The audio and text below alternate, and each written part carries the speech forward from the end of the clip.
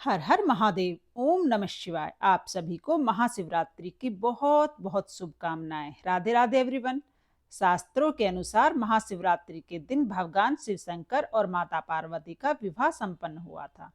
इसीलिए महाशिवरात्रि के दिन जो लोग माँ पार्वती और भगवान शिव शंकर का पूजन करते हैं, साथ ही शिव परिवार और भगवान गणेश जी का पूजन करते हैं, उनकी सभी मनोकामनाएं पूर्ण होती हैं। तो आज की वीडियो में हम जानेंगे कि महाशिवरात्रि की बिल्कुल बहुत ही सरल पूजा विधि क्या है। तो देखिए, महाशिवरात्रि के दिन सुबह सुबह स्नान आदि करके हम एक चौकी लगा लेंगे। हो सके तो आप मंदिर में पूजन करें। अगर आप मंदिर नहीं जा सकते हैं तो घर पर चौकी लगाकर भी आप इस तरह पूजन कर सकते हैं। तो आप घर पर चौकी लगा लें और उस पर सफ़ेद रंग का वस्त्र बिछाएं। फिर हम थोड़े से फूल ले लेंगे और फूलों के आसन पर हम भगवान शिव शंकर माता पार्वती को विराजमान करेंगे। तो दो जगह यहाँ पर मैंने फूलों का आसन दिया है। तो एक जगह पर तो हम भगवान शिव शंकर माता पार्वती यानी शिव परिवार को कि जो भी फोटो या मूर्ति स्वरूप आपके पास है आप उन्हें विराजमान कर लीजिए। और देखिए, गणेश जी का पूजन हर पूजा में सबसे पहले किया जाता है। तो फोटो में जो गणेश जी हैं, शिव परिवार में जो गणेश जी हैं, तो गणेश जी का पूजन हम यहीं पर कर लेंगे। इसके बाद महाशिवरात्रि पर शिवलिंग के अभिषेक का बहुत ही ज़्यादा महत्व है। आप बेलपत्र का आसन देकर उस पर शिवलिंग को विराजमान कर लीजिए। हो सके तो आप इस दिन पार्थिव शिवलिंग का निर्माण कर उसका पूजन करें तो बहुत ही फलदायी होता है। अगर आपके पास शिवलिंग है तो ठीक है, अगर शिवलिंग नहीं है तो मिट्टी के शिवलिंग अगर आप बना पाएँ तो मिट्टी के पार्थिव शिवलिंग बनाकर उनका अभिषेक करें। तो यहाँ पर मेरे पास शिवलिंग है, मैंने शिवलिंग को विराजमान कर लिया है।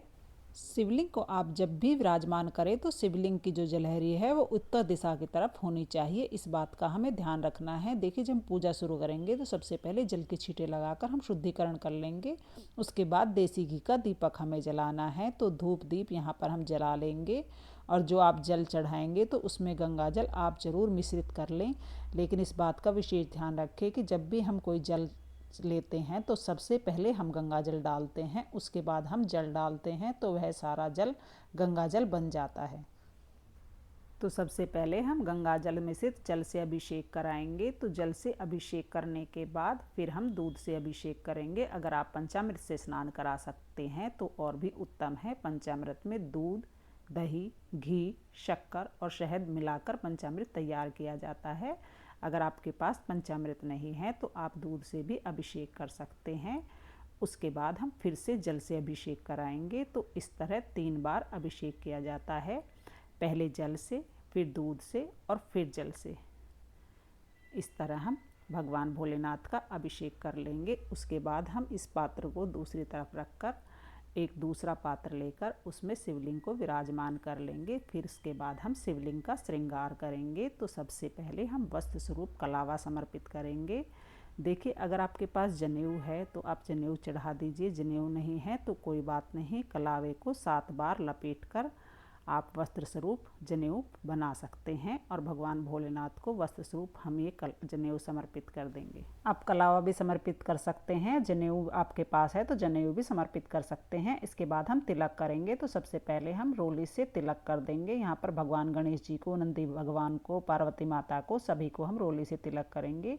क्योंकि महाशिवरात्रि के दिन भगवान भोलेनाथ का विवाह संपन्न हुआ था, तो इस दिन हम भगवान शिव शंकर और भगवान माता पार्वती को रोली और हल्दी समर्पित कर सकते हैं। अगर आपका मन है तो आप समर्पित कर सकते हैं, नहीं तो आप सिर्फ चंदन समर्पित कर दीजिए। तो यहाँ पर हमने चंदन से तिलक कर दिया है। उसके बाद हम तिलक करने के बाद चावल समर्पित कर देंगे। तो देखिए, दुर्वा घास जो हम पार्क से लेकर आ सकते हैं, किसी भी पार्क में आपको आसानी से दुर्वा घास मिल जाएगी। गणेश जी को दुर्वा घास समर्पित करें और नंदी भगवान को हम दुर्वा घास जरूर समर्पित करेंगे। नंदी जी हमारी बात भगवान शिव शंकर तक पहुंचाते हैं और उन्हें प्रसन्न करना बहुत ही ज़रूरी है। इसलिए नंदी भगवान को आप दुर्वा घास जरूर समर्पित करें।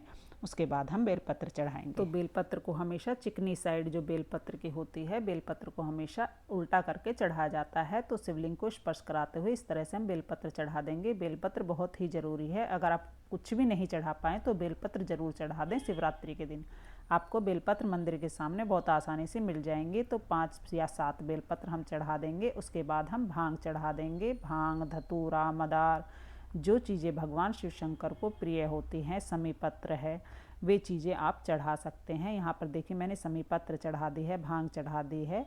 अब हम फूल समर्पित करेंगे। तो सफ़ेद रंग भगवान शिव शंकर को अति प्रिय होता है, तो आप सफ़ेद रंग का जो भी फूल आपको मिल जाए आप भगवान शिव शंकर को, भोलेनाथ को ज़रूर समर्पित करें।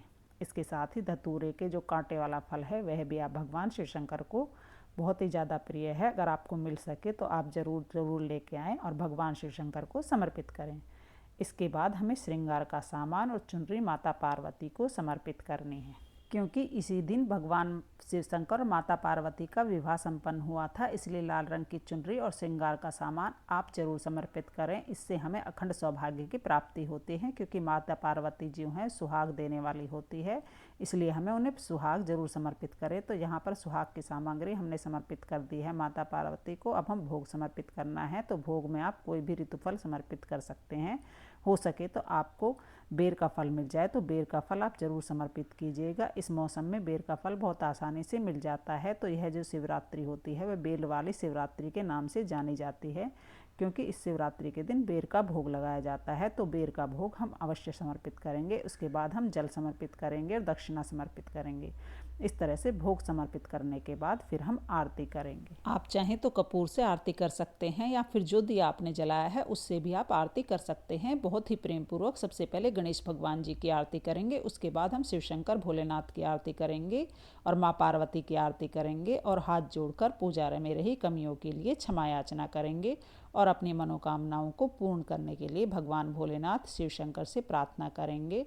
और हम माता पार्वती से अखंड सुहाग के लिए प्रार्थना करेंगे। उसके बाद जो जल का लोटा है वह सूर्य देवता को अर्घ दे देंगे, और जो भी भोग प्रसाद हमने चढ़ाया है घर के सभी सदस्यों को आप प्रसाद के रूप में बांट सकते हैं। इसके साथ जो चौकी है वह अगले दिन हमें उठानी है, क्योंकि शिवरात्रि है और पूरी रात हमें जागरण करना है, भगवान शिव शंकर का पूजन करना है। तो पूरी दिन रात चौकी यहीं पर लगी रहेगी। शाम को ही आप इस चौकी पर दिया जरूर जलाने।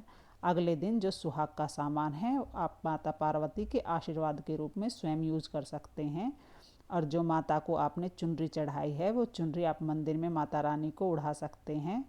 और जो फूल पत्ते आपने चढ़ाए हैं वो इधर उधर नहीं फेंकने हैं, वह अगले दिन आपको किसी भी गमले में डाल दीजिए ताकि इनका खाद बन जाए। तो इस तरह बहुत ही आसानी से अगले दिन आप चौकी उठा सकते हैं। शिवरात्रि पूजन के बाद आपको इस बात का विशेष ध्यान रखना है कि कोई भी शिवरात्रि पूजन की सामग्री आपको तुलसी जी के गमले में नहीं डालनी है। तो फ्रेंड्स, महाशिवरात्रि की पूजा की बहुत ही सरल विधि आपको इस मैंने बताई है। वीडियो आपको कैसी लगी कमेंट करके ज़रूर बताना। अगर वीडियो आपको पसंद आई हो, वीडियो आपके लिए थोड़ी भी यूज़फुल हो, तो प्लीज़ वीडियो को लाइक कर देना और मेरे चैनल को सब्सक्राइब कर लेना। मिलते हैं अगली वीडियो में। भगवान शिव शंकर माता पार्वती की कृपा आप पर सदा सर्वदा बनी रहे, इसी कामना के साथ। राधे राधे।